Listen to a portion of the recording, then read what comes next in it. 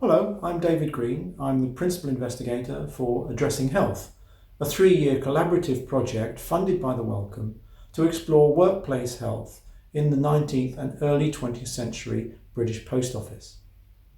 The Post Office was a major employer. It had over 170,000 workers by the end of the century, about 1 in 5 of whom were women. It also had a medical service, and the doctors employed there gathered individual records of poor health, and these are included in the pensions data that lie at the heart of our project. Together with colleagues at the Postal Museum, UCL, Derby and Kingston, we'll be using these records to explore the patterns of ill health over time, by person and by place. So what we know of sickness in this period really comes mainly from registrations of death, but what people lived with rather than what they died from is still unknown. So we have a gap in our knowledge. How important, for example, is mental health? We know from some of our early findings that in London, sorters who had to work under intense pressure at night, often on irregular shifts, suffered much more from mental health than other conditions. Our findings are going to change the way we think about health in the 19th and 20th centuries.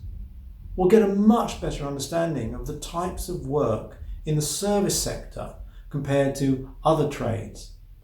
We'll get a much deeper understanding also of the epidemiological transition, the shift from infectious diseases to more chronic long-term conditions such as respiratory or heart disease. And we're hoping that we'll take this project on the road, pandemic permitting, to work with museums and volunteers to understand better their collections and their experiences of ill health at the workplace.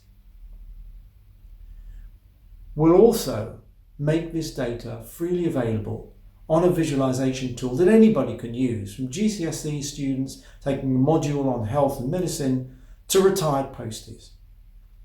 We might not write as many letters now as they did 100 years ago, but as the current pandemic highlights, keeping the mail going is absolutely crucial.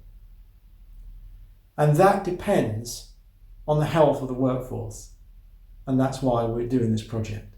Thank you.